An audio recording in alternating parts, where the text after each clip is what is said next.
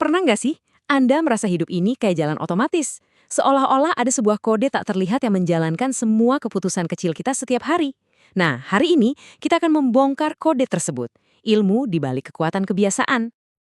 Pertanyaan ini mungkin kedengarannya mustahil ya, tapi jawabannya ada dalam kisah nyata seorang wanita bernama Lisa Allen yang hidupnya berubah total hanya dengan fokus pada satu hal saja.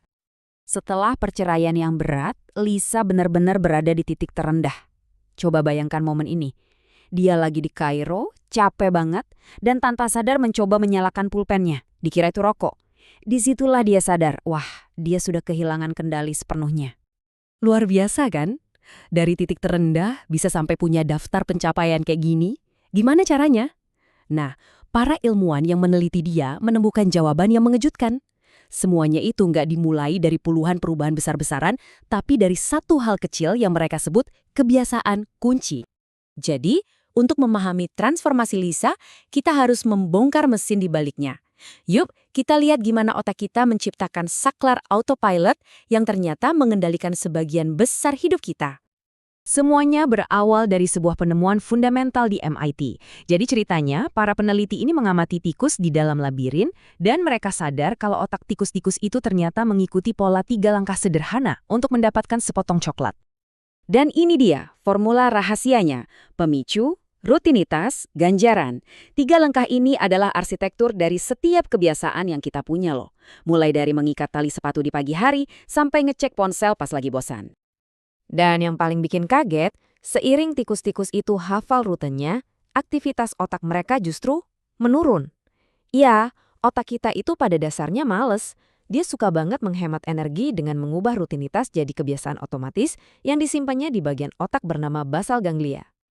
Tapi ternyata formula pemicu rutinitas ganjaran ini belum lengkap. Ada satu elemen kunci yang hilang, semacam bahan rahasia yang jadi penentu kenapa sebuah kebiasaan bisa begitu kuat dan lengket. Untuk menemukan bahan rahasia itu, kita lihat cerita soal Febris. Ini produk miliaran dolar dengan teknologi super canggih yang pada awalnya gagal total di pasaran. Loh, kok bisa? Logika P&G awalnya kan simple. Orang benci bau tak sedap.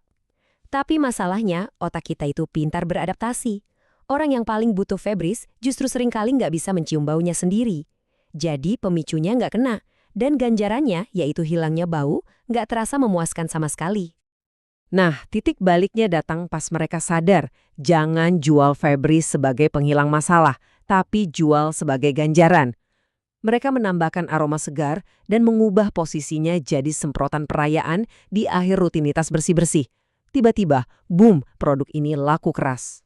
Sebuah eksperimen dengan seekor monyet bernama Julio membuktikan kuncinya.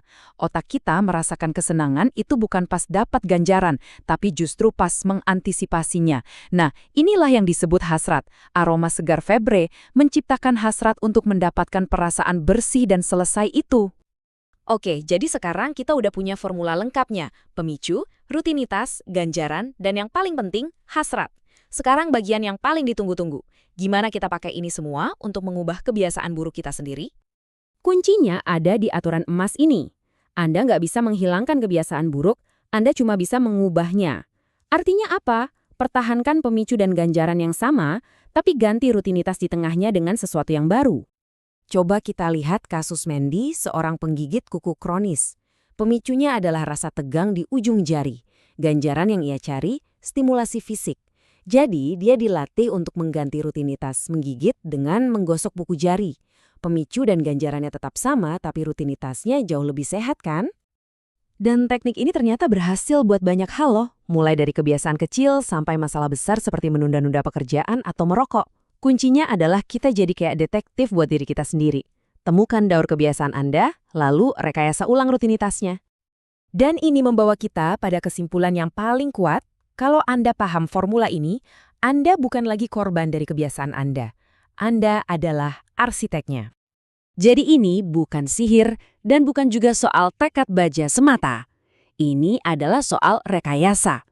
Dengan kerangka kerja ini, Anda bisa secara sadar membongkar kebiasaan lama dan membangun kebiasaan baru, bata demi bata, di dalam otak Anda sendiri. Rumusnya sekarang ada di tangan Anda. Anda bisa melihat kode yang selama ini menjalankan hidup Anda. Pertanyaannya sekarang bukan lagi bagaimana caranya, tapi apa? Kebiasaan apa yang akan Anda rekayasa ulang pertama kali?